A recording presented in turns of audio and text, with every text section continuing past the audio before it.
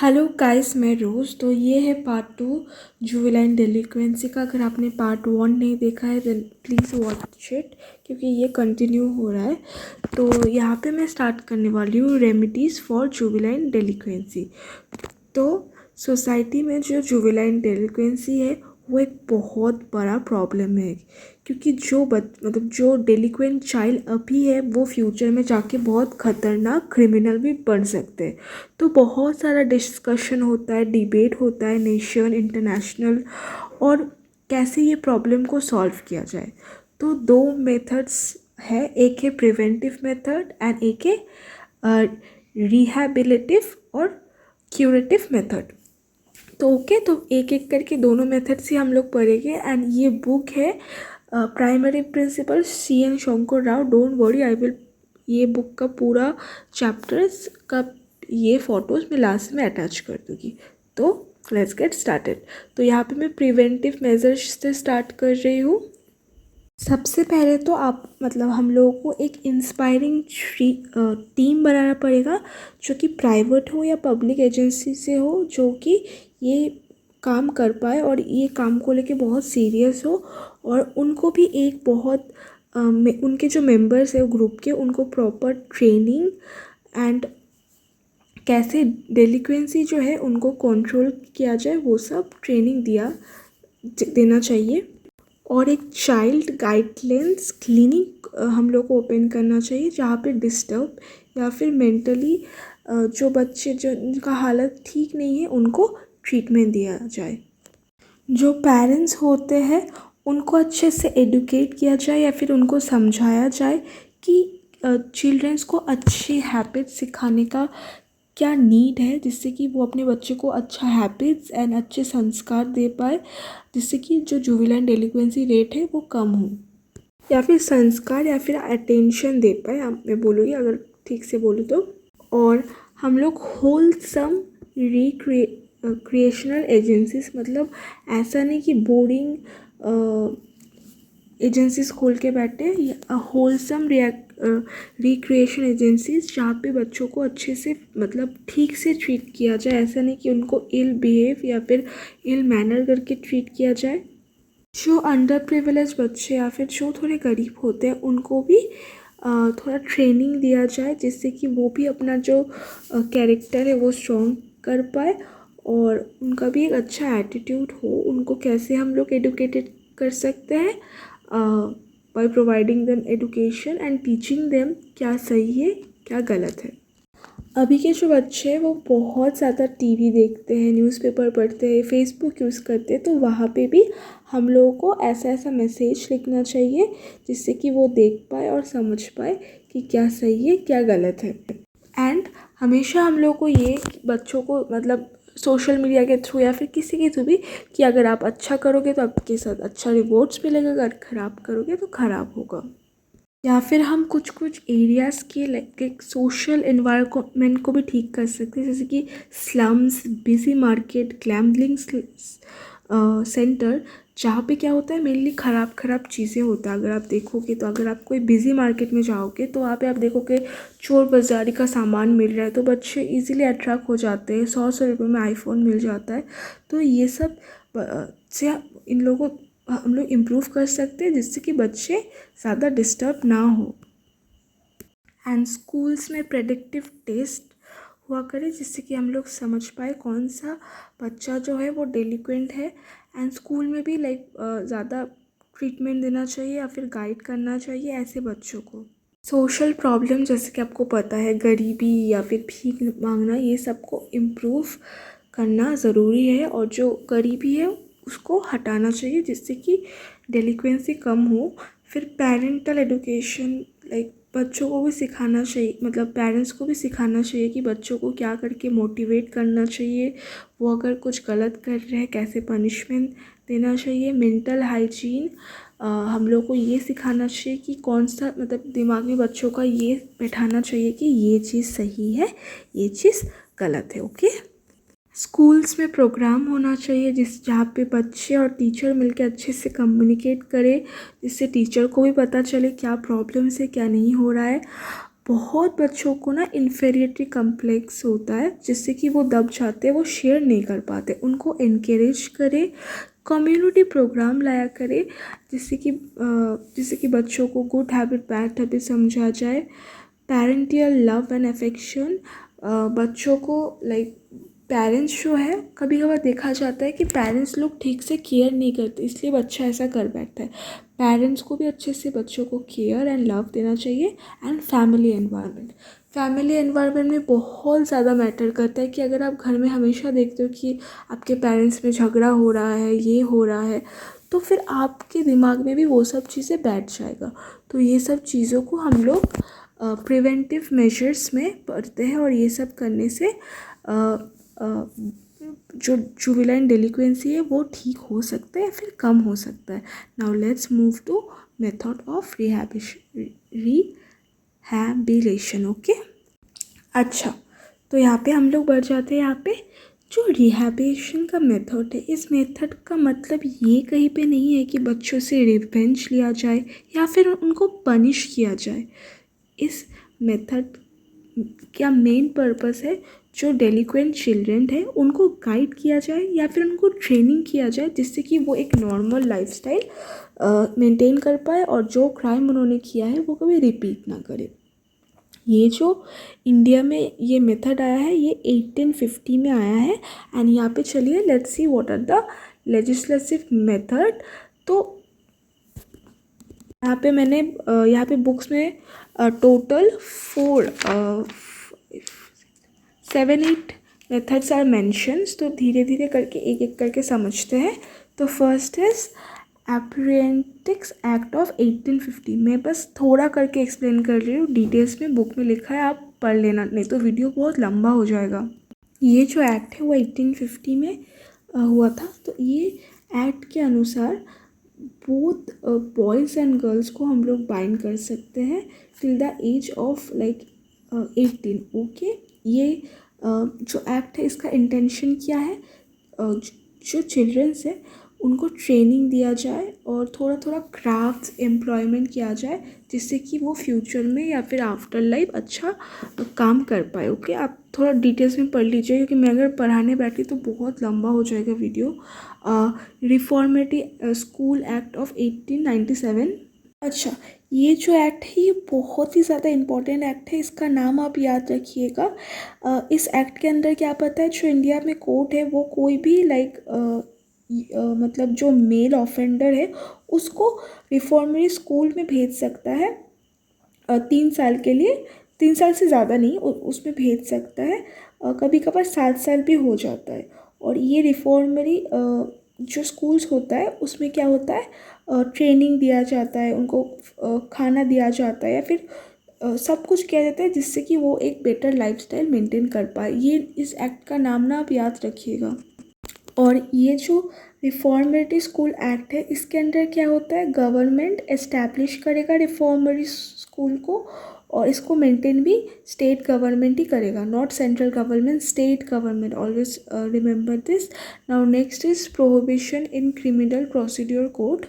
फिर prohibition in criminal procedure code, ये भी रिफॉर्मरी स्कूल ऑफ एक्ट के साथ रिलेटेड है, आप पढ़ लेना क्योंकि बहुत बड़ा हो जाएगा वीडियो। चिल्ड्रन एक्ट, ये जो एक्ट है ये मद्रास में एंड कुछ कुछ स्टेट्स में पास हुआ था। इस एक्ट के अंदर बहुत कुछ पड़ता है, प्लीज़ पॉइंट वाइज देख लीजिएगा क्योंकि अगर मैं एक्सप्लेन करने के वीडियो बहुत लॉन्ग हो जाएगा। फिर आता है juvenile smoking act. Juvenile smoking act जो है, जो 16 ईयर के जो नीचे बच्चे हैं उनको स्मोकिंग अलाउड नहीं है पब्लिक प्लेसेस में। अगर देखा जाए तो फिर पनिशमेंट दिया जाएगा। ये कुछ कुछ स्टेट्स में इन्फोर्स हुआ है। एंड फिर आता है suppression of immoral traffic act. ये जो एक्ट है वो जो प्रोस्टिट्यूशन के चक्कर में जो लड़कियां पड़ जाती है उनको प्रोटेक्ट करने के लिए बनाया गया है। फिर है prohibition of offender act and bottle school act for adolescence. ये सब एक्ट उतना इम्पोर्टेंट नहीं है। अब मैं बताती हूँ कौन कौन सा एक्ट इम्पोर्टेंट है। एक तो सबसे मेन इम्पोर्टेंट है, मैंने जैसे बोला, reformatory school of act, children act एक बार आप पढ़ सकते हो, बट चिल्ड्रन एक्ट थोड़ा लिमिटेड है। एंड जुवेनाइल स्मोकिंग एक्ट भी पढ़ सकते हो, and suppression of immoral traffic act. ये सब इम्पोर्टेंट है, बाकी सब बस बेसिक नॉलेज के लिए पढ़ना, ज़्यादा इम्पोर्टेंट नहीं है। तो यहाँ पे जैसे मैंने बोला कि प्रिवेंटिव मेजर्स अकेले कुछ नहीं कर सकते, या फिर रिहैबिलिटेटिव और रिफॉर्मेटिव मेजर भी अकेले कुछ नहीं कर सकते जुवेनाइल डेलिक्वेंसी को सॉल्व करने के लिए। कुछ इंस्टीट्यूशन इंडिया में है जो कि काम करते हैं डेलिक्वेंसी प्रॉब्लम को सॉल्व करने के लिए। तो चलिए इस इंस्टीट्यूशन के बारे में पढ़ते हैं। Institution to rehabilitate juvenile delinquency. तो पहले है जुवेनाइल कोर्ट। तो ये सब मैं बहुत डिटेल्स में एक्सप्लेन करूँगी क्योंकि ये सब बहुत इंपॉर्टेंट है। ओके, तो जुवेनाइल कोर्ट देखते हैं क्या है। तो जुवेनाइल कोर्ट है वो एक अलग कोर्ट है जो कि सिर्फ जुवेनाइल जो डेलिक्वेंट है उन लोगों के साथ ट्रीट करता है ना। वहाँ पे कोई एडल्ट या फिर कोई बड़ा क्रिमिनल, मतलब जो 18 ईयर से अबव है, वो अलाउड नहीं है। जुवेनाइल कोर्ट के खुद के बिल्डिंग्स है, उनके मतलब अलग अरेंजमेंट है।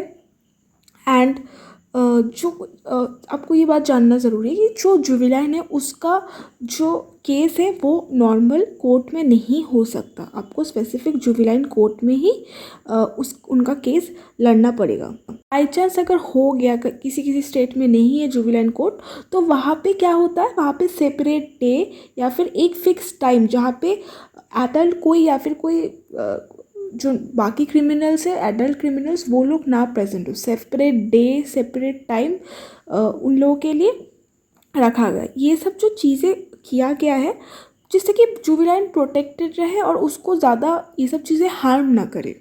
जो जुवेनाइल है वो उसको ना चेन या फिर हथकड़ी में नहीं आप पेश कर सकते हो, या फिर जैसे कि आप देखते हो फिल्मों वगैरह में जो क्रिमिनल आता है उसमें उसको चेन या फिर पुलिस घेरे रहते हैं। जुवेनाइल के साथ पुलिस ऑफिसर तो रहेगा, बट वो लोग यूनिफॉर्म में नहीं रह सकते। ओके, ये सब सेफ, मतलब जुवेनाइल को सेफ या फिर उसके दिमाग में ज़्यादा कुछ असर ना पड़े, इसलिए ये सब किया जाता है। तो इंडिया में मतलब 39 जुवेनाइल कोर्ट है इंडिया में। ओके, तो कुछ कुछ स्टेट्स में है, कुछ कुछ में नहीं है, बट मैक्सिमम स्टेट्स में है। एंड जिस जगह पे नहीं है वहाँ पे मैंने बोल दिया alternative separate day and separate time में। Okay, now let's see what is remand home. Remand home जो है basically it's a jail, but a juvenile jail. Okay, तो हम जेल नहीं बोल सकते उसको, हम लोग रिमांड होम ही बोल सकते हैं। अगर आप मतलब कोई जुवेनाइल बाई चांस अरेस्ट हुआ है, उसको 24 आवर्स के अंदर जज के सामने पेश करना पड़ेगा। तो उस 24 आवर्स तक वो कहाँ पे रहेगा, इसलिए रिमांड होम में उसको रखा जाता है। एंड जो रिमांड होम है वो एक like private welfare agencies run करते हैं। इंडिया में कितने रिमांड होम है वो नहीं पता, तो ये है रिमांड होम का काम। Now let's see what's next. अच्छा, let's see what is certified school. तो सर्टिफाइड स्कूल है वो, यहाँ पे क्या होता है, जनरल एजुकेशन या फिर ट्रेनिंग दिया जाता है चिल्ड्रंस को। यहाँ पे बच्चों को सेंड किया जाता है जिससे कि उनका ट्रीटमेंट मतलब थोड़ा कुछ समय तक हो पाए। और ये जो स्कूल्स है ये वॉलंटरी बॉडीज़ या फिर लोकल अथॉरिटीज़ से रन होता है विद फाइनेंशियल मतलब सपोर्ट मिलता है गवर्नमेंट से। हाँ, तो यहाँ पे 2 टाइप्स ऑफ स्कूल है।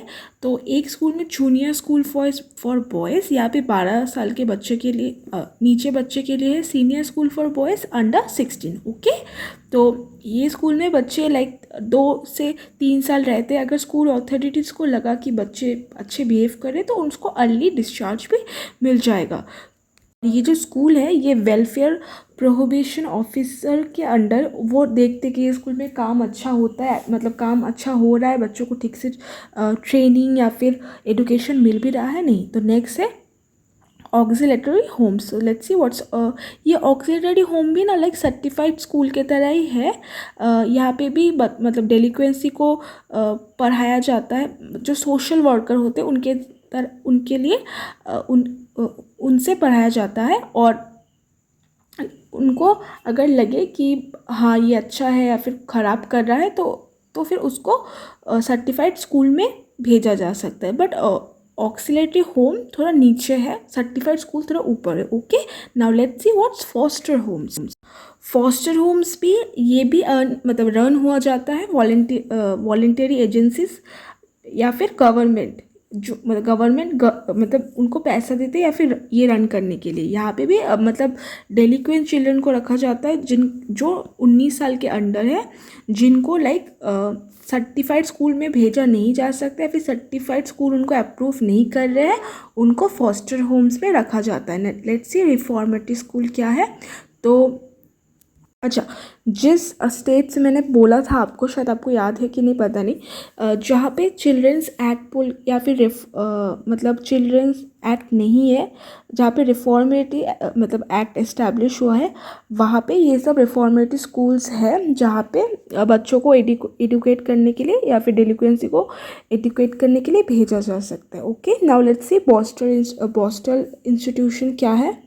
बॉस्टल इंस्टीट्यूशन जो है जहाँ पे एडोलेसेंट्स जो कि 15 to 21 के एज के हैं, उनको लाइक स्पेशल ट्रीटमेंट दिया जाता है. बॉस्टल स्कूल भी 2 टाइप का है, open type and close type. Open type जो है वो वॉल से सराउंडेड नहीं है, वेयर इज जो क्लोज टाइप है ना, वो लाइक मतलब थोड़ा कवर्ड है या फिर थोड़ा उसमें वॉल्स दिया हुआ है जिससे कि वो जो भाग ना पाए. ओके, बेसिक लैंग्वेज में बोलो तो भाग ना पाए. जो बॉस्टर स्कूल है वहाँ पे लाइक 2 से 3 साल मैक्सिमम रखा जाता है, बट 5 साल मतलब 5 साल भी रखा जाता है, बट 2 से 3 मैक्सिमम है. ओके, यहाँ पे लाइक सबको लाइक जो यंग ऑफेंडर्स है उनको यहाँ पे रखा जाता है.